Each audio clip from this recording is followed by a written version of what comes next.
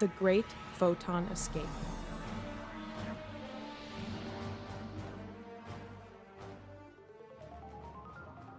Our sun is a star, one of hundreds of billions of stars in our galaxy, the Milky Way. The Milky Way is one of billions of galaxies in the universe. Where did all these stars and galaxies come from? Astronomers think that soon after the universe was born, it was plunged into total darkness. If anything had been around to witness this period, well, there wouldn't have been much to see. Everywhere you looked would have been complete blackness. But the seeds of what would one day become stars and galaxies were planted during these dark ages. Eventually, the first stars and galaxies emerged to illuminate the darkness. We call this time reionization.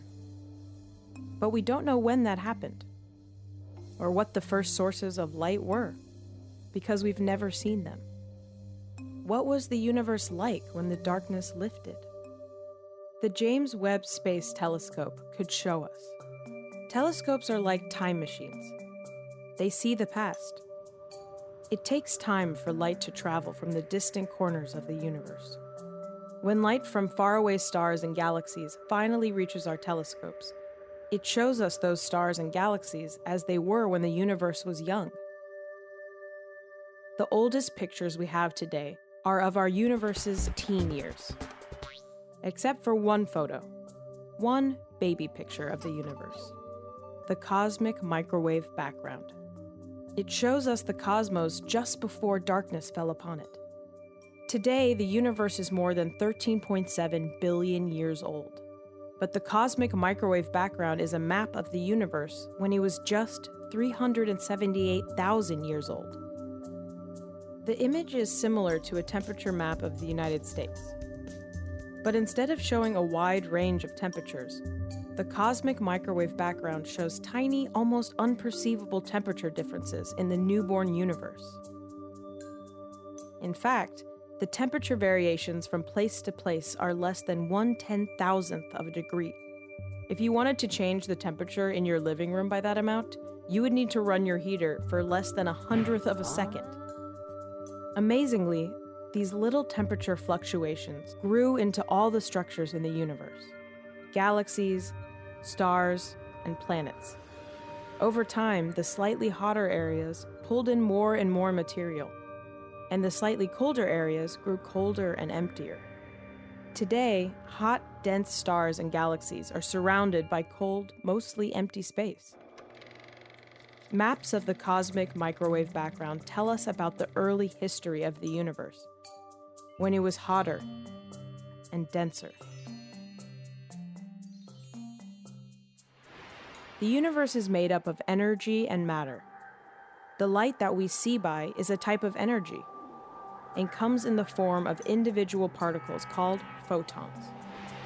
The universe's matter includes atoms, made up of particles like electrons, protons, and neutrons. Temperature is a measure of how fast particles of matter move around. When things are hot, particles zip around quickly. When it's cold, they wander slowly. Taking the universe's temperature shows us the density and energy of the universe at that time and place. And when the universe was first born, it was dense and hot. In these cramped and heated conditions, particles of light and matter were rushing around, continuously running into each other. No atoms could form, because matter particles were traveling too fast to stay together. But as the universe expanded, it became less dense and it cooled. The particles slowed down. Soon, it was cool enough for protons and neutrons to glue themselves together and combine into these small units called nuclei.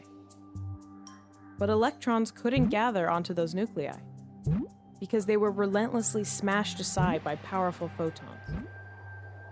This made the nuclei ionized. They had protons, which are positively charged, but no negatively charged electrons to balance out their charge and make them neutral. Meanwhile, the photons couldn't go very far without crashing into electrons and newly formed nuclei. The photons bounced around like sunlight does in a dense fog. Because all the light was scattered around, the entire universe was foggy. But as time passed, the universe continued to expand and cool, and it became much less dense.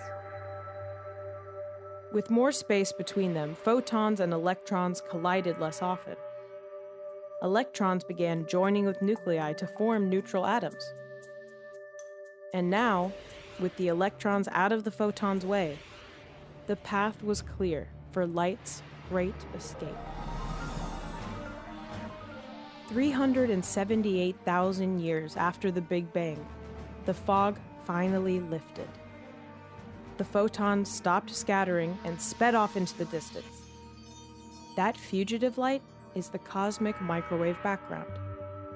No matter how big or powerful our telescopes become, the cosmic microwave background is the oldest light we will ever be able to see. Because before that moment, not a single photon could escape to be seen. After these photons made their great escape, however, the universe was plunged into the Dark Ages. That's because no other sources of light existed yet to illuminate the expanding universe.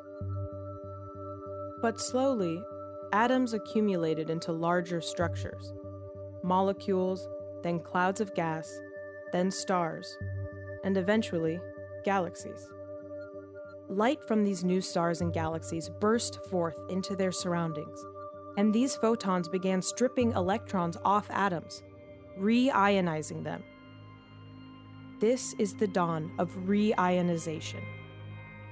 At this time, the universe was much larger than it was in the early foggy universe.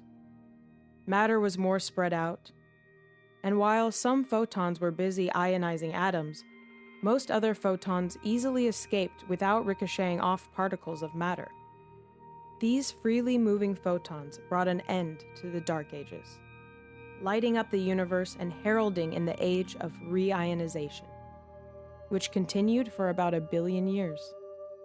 Yet it's still a mystery how long the Dark Ages lasted and exactly when re-ionization began. What were the first stars and galaxies like? And when did they shed light on the universe? The James Webb Space Telescope will find the answers, peering back to the time when the light from the first stars burst forth into the cosmos. The Hubble Space Telescope is currently pushing the limits of detection as far back in time as it can. But the Webb telescope is designed specifically to find this special time in the early history of the universe. Equipped with the latest technology, Webb will allow us to see the objects that brought light to the cosmos and unravel the mysteries of re-ionization. Only then will we have a better idea of how the universe grew from those minuscule fluctuations in the cosmic microwave background into what we see around us today.